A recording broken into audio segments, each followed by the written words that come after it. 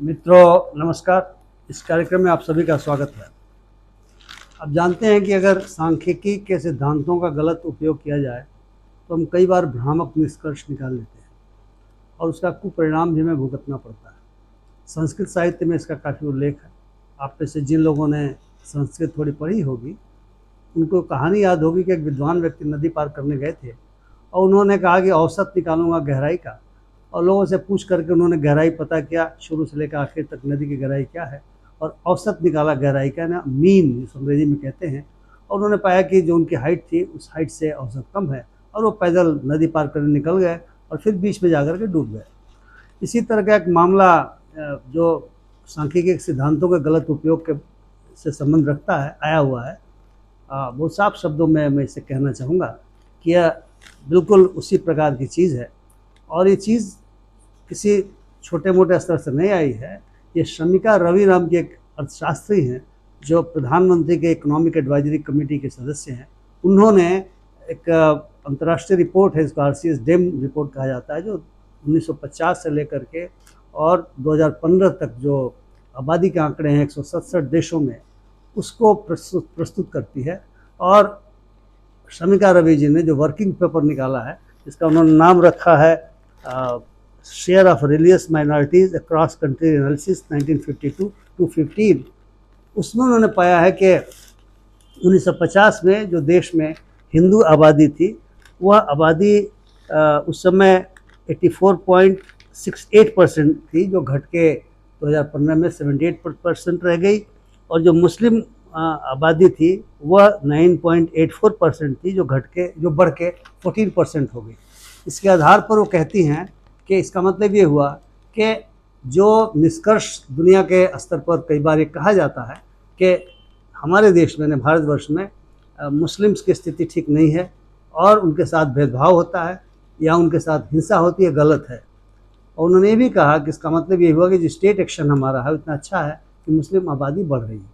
हालांकि अब उन्होंने जो बात कही, उस बात को किस रूप में लोगों ने लिया, यह बहुत महत्वपूर्ण है, और इस पर संस्कृत वाली वो कहावत लागू होती है। क्योंकि इस देश में लंबे समय से हम देख रहे हैं कि एक भाईचारे की भावना जो थी हिंदू मुसलमान के बीच में, वो घटती चली जा रही है। यहाँ तक कि नफरत फैली हुई है। और माफ़ कीजिएगा कहने के लिए, जो प्रचार माध्यम है, खास करके जो टेलीविज़न है, वो तो उसमें और बड़ी भयानक भूमिका निर्वहन करते हैं। रोज़ आप खोलते हैं टीवी और भारत पाकिस्तान, हिंदू मुसलमान करके नफरत फैलती जा रही है। और अभी तो चुनाव का समय है और मंचों से क्या क्या बातें नहीं कही जा रही इसको फैलाने के लिए।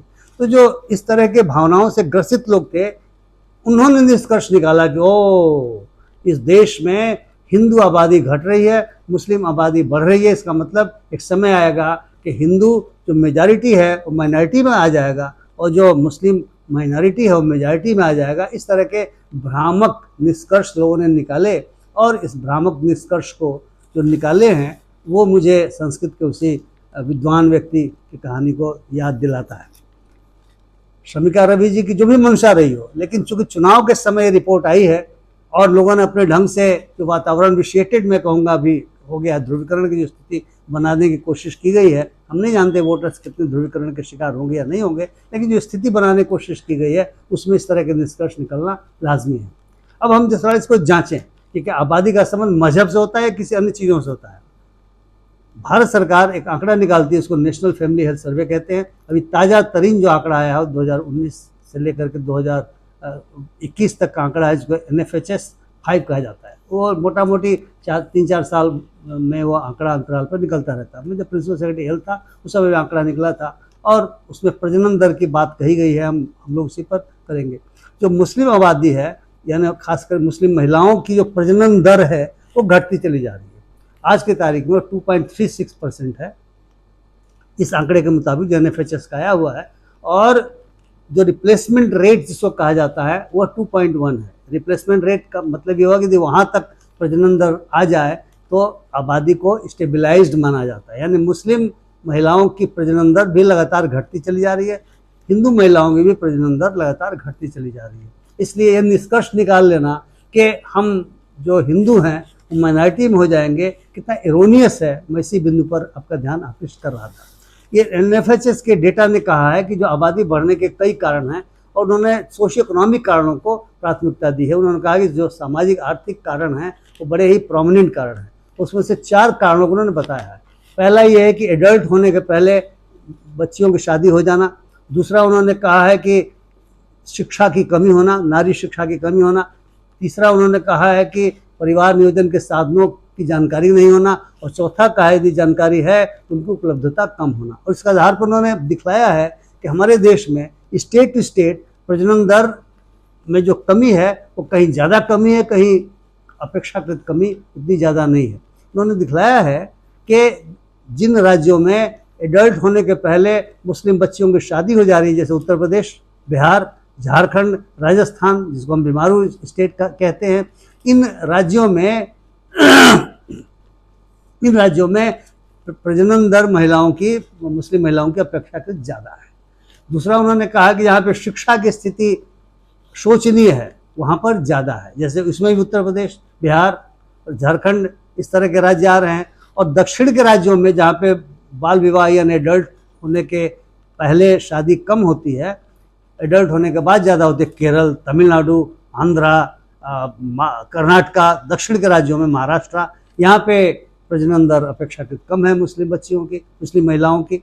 और जहाँ पे शिक्षा की स्थिति ठीक है वहाँ पे प्रजनन दर मतलब कम है, और जहाँ पे ठीक नहीं है वहाँ पर निश्चित तौर से ज़्यादा है। और ये प्रजनन दर क्या है? प्रजनन दर वह है जो एक महिला अपने जीवन काल में जो औसत बच्चों का जन्म माना जाता है वो उसे प्रजनन दर कहते हैं। यानी कम बच्चे पैदा होंगे तो प्रजनन दर घट रहा है तो कम पैदा होंगे, प्रजनन दर बढ़ रहा है तो बच्चे ज़्यादा पैदा होंगे, ये इसका आशय है। परिवार नियोजन के साधनों की जानकारी उसी प्रकार से मुस्लिम जो महिलाएं उनमें पाया गया है कि कम जानकारी है, और जो उपलब्धता है ये पाया गया है कि उन राज्यों में जहाँ पे जानकारी है भी, खास करके हरियाणा में, उत्तर प्रदेश में, बिहार में, झारखंड में जानकारी होने के बावजूद भी उपलब्धता कम है। यानी धर्म का या मजहब का आबादी बढ़ने से कोई रिलेशनशिप NFHS के डेटा से नहीं आता, और ये जो वर्किंग पेपर है वह भी नहीं कहता। लेकिन लोगों के दिमाग का क्या कहिएगा? जो कुप्रचार चल रहा है, जो नफरत है, उसका क्या कहिएगा?